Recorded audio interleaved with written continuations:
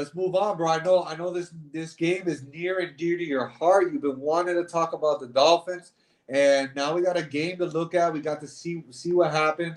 We got to see Tua versus Fields. So I know you probably have a lot to say, man. So I'm gonna step back and let you go to town, brother. You know it, brother. I'm excited. I'm a Dolphin fan till the day I die. Didn't like to see Tua try to force it into the end zone, double coverage. He got the pick, but he looked good. He didn't look bad.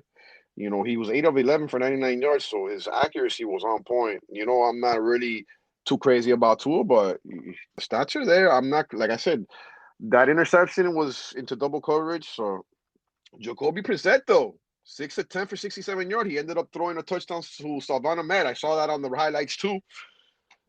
Salvon Ahmed, man, you guys got to go pick this guy up. Um, 6 carries for 40 yards, 6.7, and he caught a touchdown. He's gonna be a part of that offense with Miles Gaskin on or off the field, I believe. I gotta, didn't like what I saw from Malcolm Brown at all.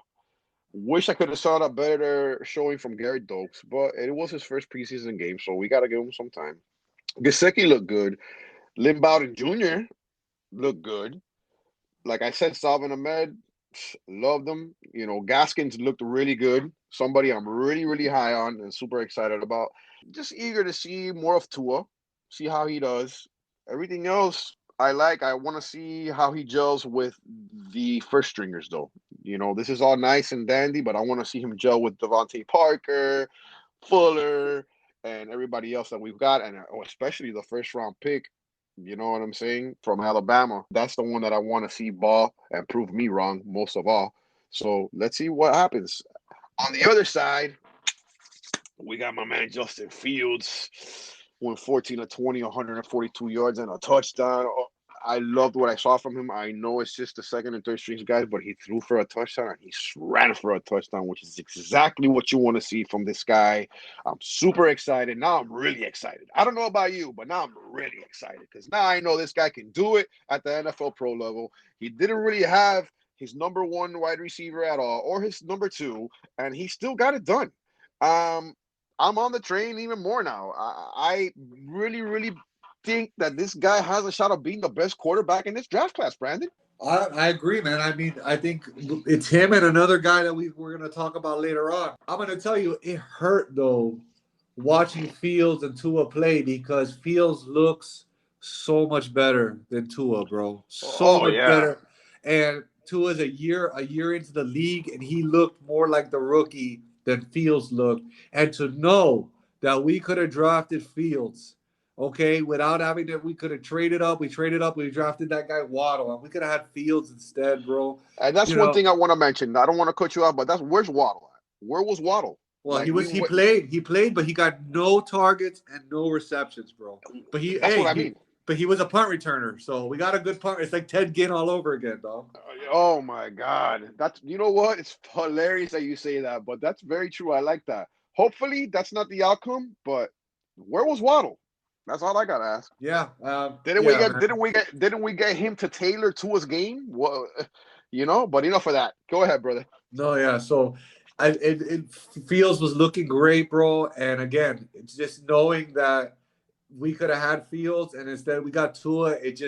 It shows that to me, as good as the Dolphins are looking as far as a team, that the Bears could already be jumping over the Dolphins because of the QB situation. So I don't even want to get into that. The Dolphins defense looked really good in the beginning. Um, the biggest problem that I saw, I know you're saying you're high on Gaskins, bro, but I don't know. That may be that you haven't seen the reports. Flores has come out and said that it's a full three-way committee. That it's gonna be Brown taking the early work, Gaskin getting some other work, and then Salman Ahmed getting the rest of the work. And Brown looked horrible, bro. What was it? He looked like Jordan Howard last year. Yeah, What, 9 yards? I don't believe that. I think that's just smoke screen, bro. Because how I, bad Malcolm Brown looked. Like I know, but they kept giving him the ball, bro. And if I don't know, you didn't see the game, I don't know, or you just saw the highlights. no, They I just were saw the highlights Yeah, they were of working. They were working Brown in regularly, bro, and with the starters. And Gaskin was coming in on the, to get some passing work and shit like that. I I bought Gaskin in a couple situations just recently that I felt like I was a little light on running back. I wanted to get a running back 3, and I'm regretting it. I'm regretting it based on the game plan that I saw. Don't forget, Flores comes from what team, bro? The New England Yeah, Patriots, right? yeah, man. And that's the Yeah, team that you don't ever want to buy the running backs, right? Because they love to have their different specialists. So, I'm very concerned a little. And don't forget also that the Dolphins were ready to grab Javonte Williams, but they got sniped by the Broncos. So that says that they were not 100% sold on Gaskin. Brown looked horrible, but you're right. Ahmed looked really good. So if Ahmed's looking that good, and he looked good last year too. So Ahmed's looking good, that's going to eat into Gaskin too. So I would tell you to maybe pump the brakes a little bit on Gaskin. I'm a little worried. Dokes had a really good run. It got called back, but it looked really good. I think we were sleeping on, at least for me, I was sleeping on Gesicki a little bit, bro. I think if he's the number one target for Tua, because like let's just say Waddle and Fuller are just going deep, taking the tops off the defense. I don't like Parker. I think I almost hate Parker, to be honest with you. He doesn't have any heart. He doesn't give a fuck. So to me, if these two speed guys are taking the top off the defenses, I think Gasecki's he's gonna eat, and I think we were sleeping on him, bro. And in a tight end premium league, I know you have him in a league. I think you traded for him last year. You might be super super happy, bro, to have that guy on your team. So Oh, super, I was super happy for what I got him for. yeah. So So I I think got him for what a quarterback that started maybe like 3 or 4 games, and now I got myself a tight end, and I'm excited. I'm just a little worried about, like you said, man, like these picks that the Dolphins are making, man. Like I don't know, B. Yeah, that's a whole other problem, bro. But finishing it up, man. The Montgomery, I've been buying him. I was super low on Montgomery the most of his career. I went back and watched a little bit of what happened last year towards the end of the year. Everybody said, "Oh, it was against bad defenses," which was true. But he looked good, man, and I'm super excited for him this year. He got hurt in the game, still out of practice, but everything I'm reading tells me it's not anything serious. What I want to talk about is his backups, right? Everyone says grab Damian Williams late, but I remember you talking to me about this Khalil Herbert guy, and he showed a lot on that field. He had wiggle, he had speed, he was playing with some power. Hmm. So while everybody else is grabbing Damian Williams, who we all know he had those couple good games here and there, but the guy has never ever had like I think more than 50 carries or something in a whole season.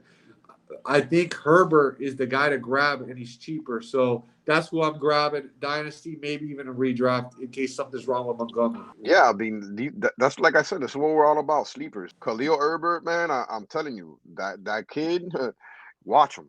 Like Brandon says, Damien, he's been around the league. He's had his good games, but he's a bouncer. He bounces from team to team, and you don't want to really invest in that. You want to invest in that guy that's going to come out of nowhere, and he's not going to cost you anything. You Yep. know what I'm saying? So yeah, let's move on, man.